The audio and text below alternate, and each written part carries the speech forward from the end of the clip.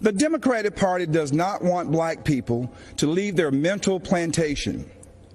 We've been forced to be there for decades and generations. But I have news for Joe Biden. We are free. We are free people with free minds. Hello, America. My name is Vernon Jones, and I'm a state representative from the great state of Georgia. As you can see, I'm a man of color, and I'm a lifelong Democrat, too. You may be wondering, why is a lifelong Democrat speaking at the Republican National Convention? And that's a fair question, and here's your answer. The Democratic Party does not want black people to leave their mental plantation. We've been forced to be there for decades and generations. But I have news for Joe Biden. We are free. We are free people with free minds. And I'm part of a large and growing segment of the black community who are independent thinkers, and we believe that Donald Trump is the president that America needs to lead us forward. This is no time for sleeping in the basement. Joe Biden has had 47 years to produce results. But he's been all talk and no action, just like so many of the Democrats who've been making promises to the black voters for decades. We've been their captive audience. When President Trump sought to earn the black vote, the Democratic Party leaders went crazy. Nancy Pelosi and Chuck Schumer literally started wearing kente cloths around the U.S. Capitol, as if pandering were enough to keep us satisfied. Let me tell you why I'm supporting our president. I grew up in the South, in Laurel Hill, North Carolina, Scotland County, the Green Pond community to be exact. My parents, Robin and Rufus Jones, built with their own hands a 4-room cinder-block home with no indoor plumbing. They had very limited education, but they instilled in us a strong work ethic that drove me from those tobacco fields of North Carolina to those hallowed halls of the Georgia General Assembly. My parents taught me if I believed in God, worked hard, and treated every person fairly, there was no limit to what we could achieve. I attended North Carolina Central University, an historical black college. For generations, HBCUs have been the incubators that develop black scholars in math and science and religion, engineering, and politics. They have been important springboards for the black success. But Democrats haven't treated them that way. When President Trump took office, he changed everything. He delivered historic funding to HBCUs, and he guaranteed it for 10 years, something that's never happened in the history of this country. That gave our HBCUs stability, the chance to grow, and produce the next generation of black leaders. That's right, Donald Trump did that. He's also supported school choice to ensure that no child, no matter their race or zip code, is left behind. Every child should have access to a quality education. But education is just the beginning. The president also built the most inclusive economy ever, with record low unemployment for African Americans and record high participation in the workforce.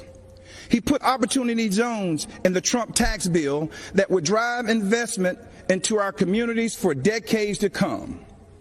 He put the interests of American workers, and especially black workers, first. That's right, Donald Trump did that. He delivered historic criminal justice reform. He ended once and for all the policy of incarceration of black people, which has decimated our communities, caused by no other than Joe Biden. Democrats wouldn't do it. Obama didn't want to do it.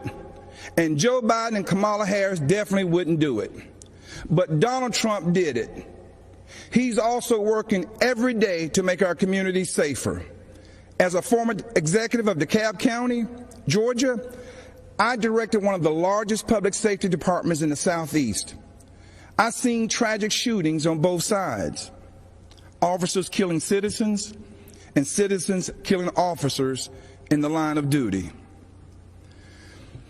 Police officers are our fellow citizens. They live in our country. They have families too. They live in our communities. Unfortunately, Democrats have turned their backs on our brave police officers. They call it defunding, and it's a danger to our cities, our neighborhoods, and our children. Isn't it ironic that Democrat politicians have personal security to protect them? So why don't they forego their security and replace them with social workers, especially since that's what they want for you and me? Our police need more funding, not less, for frequent psychological examinations, for non-lethal remote restraint technology, and for more de-escalation and use of force training. These are the common sense solutions that President Trump supports. True, sincere police reform. That's right. Donald Trump did that too. Education, jobs, safety, security, on issue after issue. And in just a single term, he destroyed these negative forces that have victimized the black community for decades. He gave us the opportunity to rise. Now, you know, when I made the public announcement of my support for President Trump, all hell broke loose. I was threatened, called an embarrassment, and asked to resign by my own party. Unfortunately, that's consistent with the Democratic Party and how they view independent thinking black men and women. But I'm here to tell you that black voices are becoming more woke and louder than ever. The Democratic Party has become infected with a pandemic of intolerance, bigotry, socialism, anti-law enforcement bias, and a dangerous tolerance for people who attack others, destroy their property, and terrorize our own communities. That's what this election is all about. And that's why right now, more than ever before, America needs Donald Trump in the Oval Office for another 4 years. God bless you, and vote Donald J. Trump. Thank you. Let me tell you, as somebody who has presented my fair share of arguments in court, the case against Donald Trump and Mike Pence is open and shut. Just look where they've gotten us. More than 16 million out of work. Millions of kids who cannot go back to school. A crisis of poverty, of homelessness, afflicting black, brown, and indigenous people the most. A crisis of hunger, afflicting 1 in 5 mothers who have children that are hungry. And tragically, more than 165,000 lives that have been cut short. Many with loved ones who never got the chance to say goodbye. It didn't have to be this way. 6 years ago, in fact, we had a different health crisis. It was called Ebola. And we all remember that pandemic. But you know what happened then? Barack Obama and Joe Biden did their job. Only 2 people in the United States died. 2. That is what's called leadership. But compare that to the moment we find ourselves in now. When other countries are following the science, Trump pushed miracle cures he saw on Fox News. While other countries were flattening the curve, he said the virus would just, poof, go away. Quote, like a miracle. So when other countries opened back up for business, what did we do? We had to shut down again. This virus has impacted almost every country. But there's a reason it has hit America worse than any other advanced nation. It's because of Trump's failure to take it seriously from the start. His refusal to get testing up and running, his flip-flopping on social distancing and wearing masks, his delusional belief that he knows better than the experts. All of that is reason, and the reason that an American dies of COVID-19 every 80 seconds. It's why countless businesses have had to shut their doors for good. It's why there is complete chaos over when and how to reopen our schools.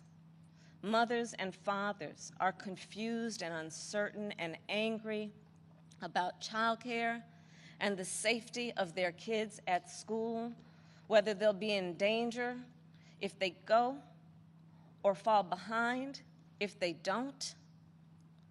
Trump is also the reason millions of Americans are now unemployed. He inherited the longest economic expansion in history from Barack Obama and Joe Biden. And then, like everything else he inherited, he ran it straight into the ground. Because of Trump's failures of leadership, our economy has taken one of the biggest hits out of all the major industrialized nations, with an unemployment rate that has tripled as of today. This is what happens when we elect a guy who just isn't up for the job. Our country ends up in tatters, and so does our reputation around the world. But let's be clear, this election isn't just about defeating Donald Trump or Mike Pence.